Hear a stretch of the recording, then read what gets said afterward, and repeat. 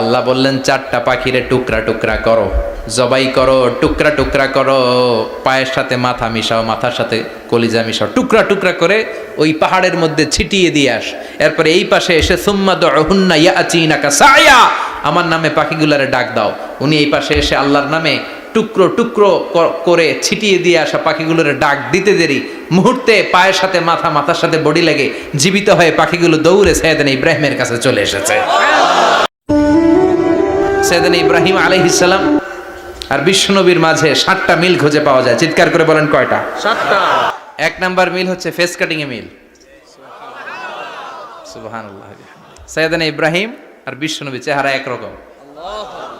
বিশ্বনবী যখন মেরাজ রজনীতে আকাশে গেলেন, এক এক আসমানে এক এক নবীর সাথে দেখা, এক আসমানে সাইয়েদনা ইব্রাহিমের সাথে দেখা।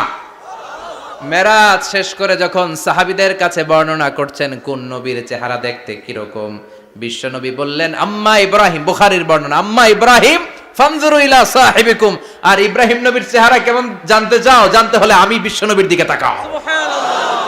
আমার চেহারা দেখতে যেমন, আমার বাবা সাইয়েদনা ইব্রাহিমের চেহারা প্রায় হুবহু এরকম। তার মানে 1 নম্বরে কোন দিকে মিল? চেহারাতে মিল, ফেস কাটিং এ মিল। চিল্লায় কোন ঠিক কিনা? 2 নম্বরে উসওয়ায়ে হাসানা। 2 নবীর ক্ষেত্রে উসওয়ায়ে হাসানা শব্দ কোরআনে ব্যবহার করেছে কে? লাকাদ কানা লাকুম ফি রাসূলিল্লাহি উসওয়াতুন হাসানা, তোমাদের জন্য বিশ্বনবীর জীবনীর ভেতরে উত্তম আদর্শ আছে না নাই? আছে। আবার ইব্রাহিমের ক্ষেত্রে বললেন কদ কানাত লাকুম উসওয়াতুন হাসানাতুন ফি ইব্রাহিম, বিশ্বনবীর জীবনীতে যেমনি তোমাদের জন্য আদর্শ, সাইয়েদনা ইব্রাহিমের জীবনীতেও সুবহানাল্লাহ পড়েন। সুবহানাল্লাহ। তার মানে বিশ্বনবীও মডেল, সাইয়েদনা ইব্রাহিমও মডেল, আমাদের মডেল হলো নবীরা। চিল্লায় বলেন ঠিক কিনা? আল্লাহ বললেন উসওয়ায়ে হাসানা, বিশ্বনবীও তোমাদের জন্য আদর্শ, সাইয়েদনা ইব্রাহিমও আদর্শ। তার মানে আদর্শিক দিক থেকে 2 নবীর মিল আছে না নাই? আছে। 3 নাম্বার, 2 জন নবী উলুল আজমি মিনার রসুল। এই পৃথিবীতে 5 জন নবীকে আল্লাহ শ্রেষ্ঠ নবী বলেছেন। সুবহানাল্লাহ। নূহ আলাইহিস সালাম, ইব্রাহিম আলাইহিস সালাম, মূসা আলাইহিস সালাম, ঈসা আলাইহিস সালাম, বিশ্বনবী মুহাম্মদ রাসূলুল্লাহ সাল্লাল্লাহু আলাইহি ওয়াসাল্লাম। এই 5 জনের ভিতরে বাপ বেটা আছে না নাই? কথা কন। 4 নাম্বার মিল হলো বাপ বেটা 2 জনই কাবা বানিয়েছে। আল্লাহু আকবার। সাইয়েদনা ইব্রাহিম বানিয়েছে বয়স্ক অবস্থায়, বিশ্বনবী বানিয়েছেন শৈশবকালে। পড়েন সুবহানাল্লাহ।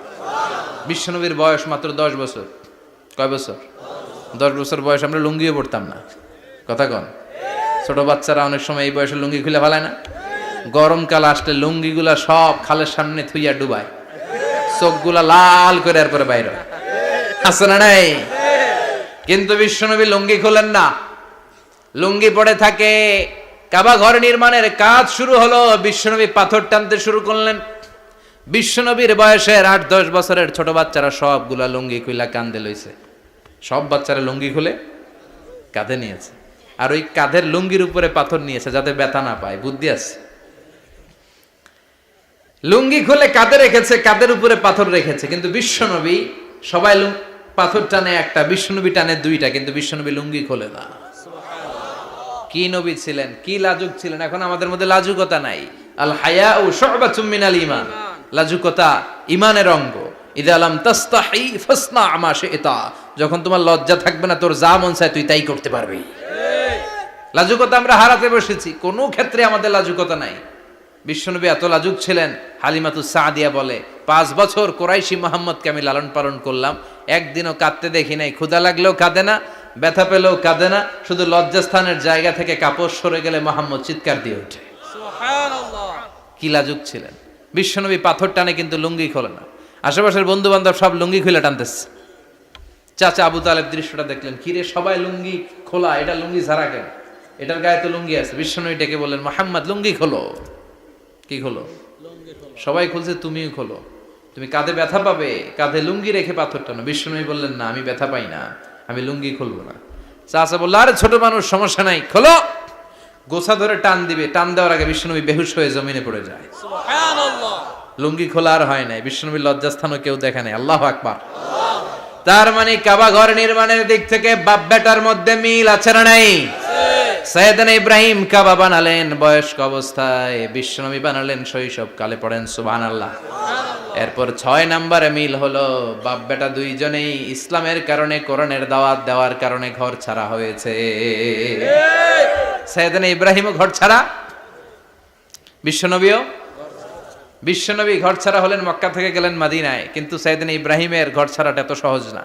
উনি জন্মেছিলেন ইরাকের বাবেল নগরীতে। বাবেল থেকে হিজরত করলেন ফিলিস্তিন, ফিলিস্তিন থেকে হিজরত করলেন মিশর, মিশর থেকে হিজরত করলেন মক্কা, মক্কা থেকে আবার ফিলিস্তিন, আবার বাবেল। আল্লাহু আকবার। মাইগ্রেশন, এটার বলে মাইগ্রেশন, হিজরত, নির্বাসিত হওয়া। কোরআনের পক্ষে যারা কথা বলে, ইসলামের পক্ষে যারা কথা বলে, নিজ এলাকায় থাকতে পারে না। এখনো এই নমুনা আছে না নাই? দোষ একটাই, কোরআনের কথা বলে। দোষ একটাই, হাদিসের কথা বলে। দোষ একটাই, ইসলামকে বিজয়ী শক্তি হিসেবে দেখতে চায়। আল্লাহ বলে ওয়ালা তাহিনু ওয়ালা তাহজানু ওয়া আনতুমুল আ'লাউনা ইন কুনতুম মুমিনিন। ভয় পেও না, চিন্তা করো না, বিজয় তোমাদেরই হবে। যারা জালিম তাদের জন্য আমার পক্ষ থেকে সাহায্য আসে না। যারা মাজলুম, যাদের রক্ত জমিনে ঝরে, তাদেরকে জমিনের মালিকানা তুলে দেয় কে? আল্লাহ।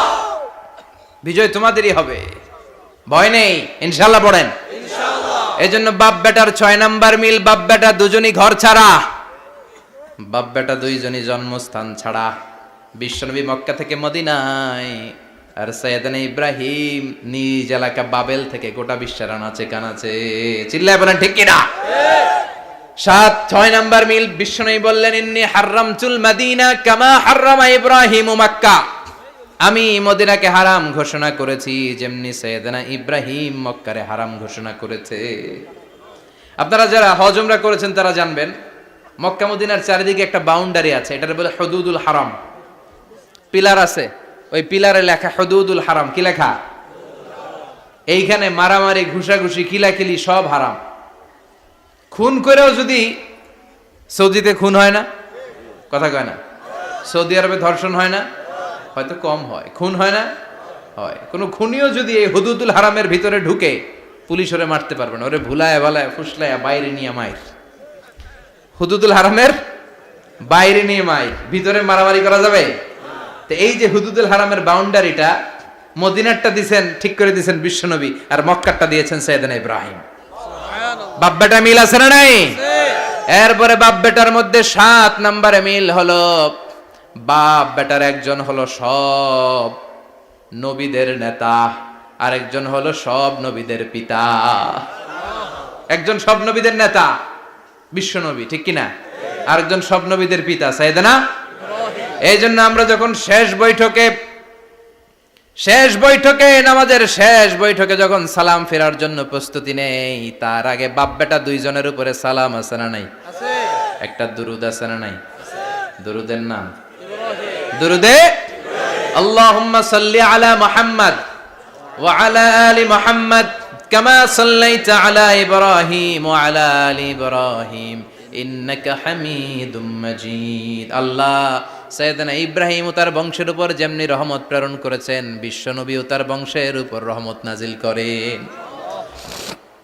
আল্লাহুম্মা বারিক আলা মুহাম্মাদ ওয়া আলা আলি মুহাম্মাদ কামা বারাকতা আলা ইব্রাহিম ওয়া আলা আলি ইব্রাহিম ইন্নাকা হামিদুম মাজিদ। ও আল্লাহ, সাইয়েদনা ইব্রাহিমের বংশের উপর এবং তার উপর যেমনি বরকত নাজিল করেছেন, বিশ্বনবী ও তার বংশের উপর তেমনি বরকত নাজিল করে।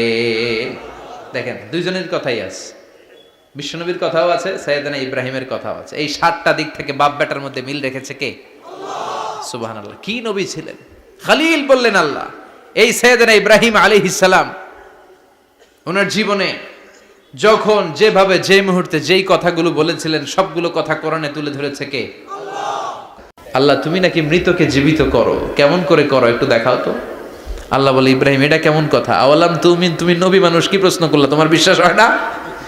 আওয়ালাম তুমিন, বিশ্বাস হয় না? তুমি তো নবী, জানো নবী নও, তুমি খলিল, তোমার বিশ্বাস হয় না? এটা কেমন প্রশ্ন? সাইয়েদনা ইব্রাহিম বললেন, বালা, বিশ্বাস হয়, ওয়ালাকিন লিয়াতমাইন্না কলবি, কিন্তু দেখলে ভালো লাগবে।